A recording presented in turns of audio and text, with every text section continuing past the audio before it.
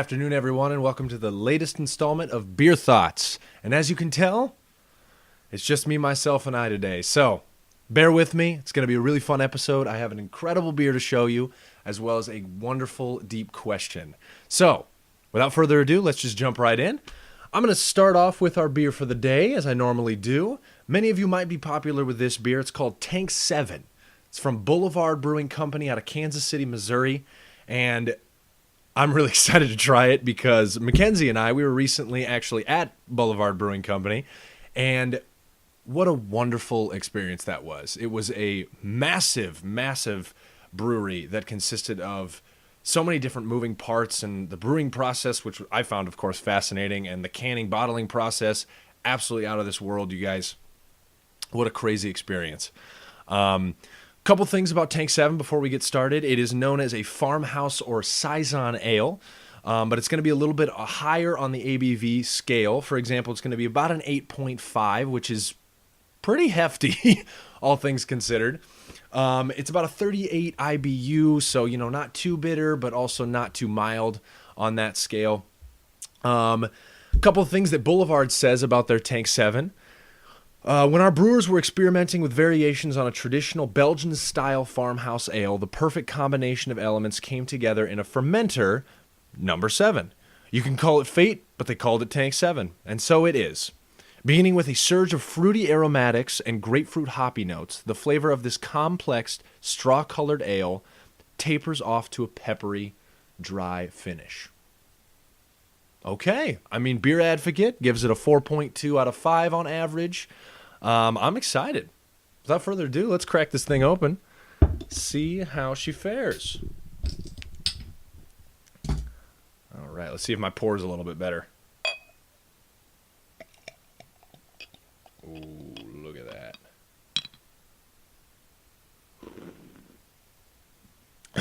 that. My pour still wasn't very good. Oh, man. Well, look at that. Definitely straw-colored. It's got a really great head on it. Nose, yep. It's going to have a nice grapefruit, very citrusy style to it. I can definitely also feel the hops kind of coming through that nose. Let's give her a taste, see what it tastes like.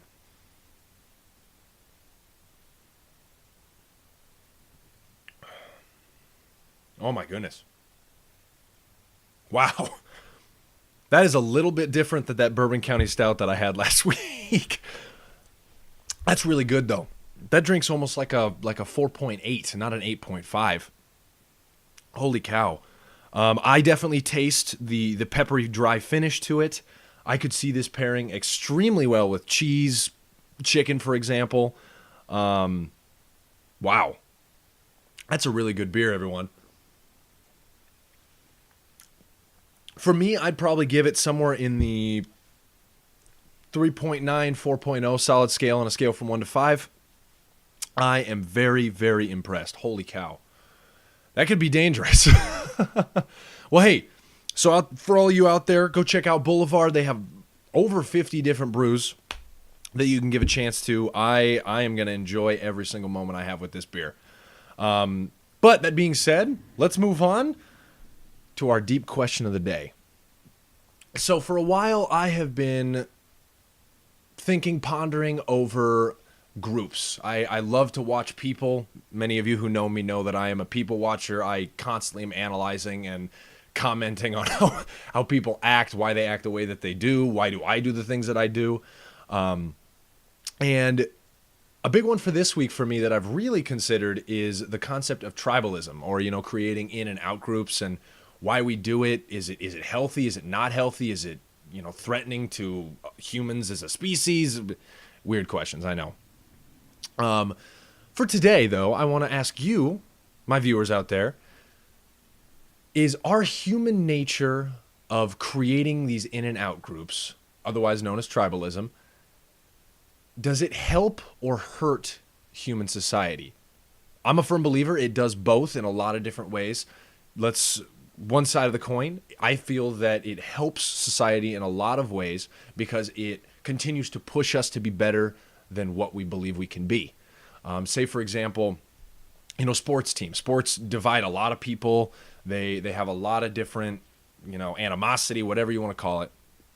But if we did not have those teams, I don't think that we would push human physicality to the limits that it has currently gone to in order to have the best sports teams that we possibly can. It's a pretty shallow example, but that's just one way that I think that can help. On the other side, it can definitely hurt, whether it be race, religious groups, countries, you name it, in, out group, or if you even bring it on a smaller scale, high schools, colleges, workplaces. You have specific friends, you get along with specific people, and you tend to shun those that are not like you or don't fit in.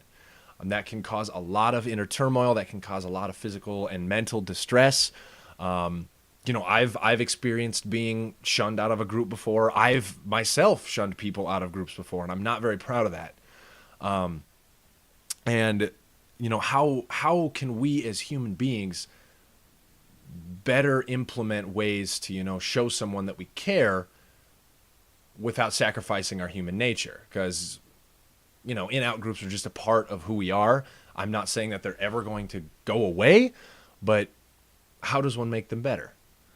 So question to ponder. Please, oh please, leave me as many comments as you can. Give me both sides of the coin. How do they help? How do they hurt? Hopefully there'll be deeper examples than I gave. But I am really excited to hear from you. Please continue to comment, continue to share, continue to send me beer recommendations. You guys, this has been a blast, and I am going to continue to do this till I can't do it no more. So without further ado, please keep changing lives, one beer at a time, everyone. God bless you guys, and go pick up yourself a Tank 7, all right? Love you guys. God bless.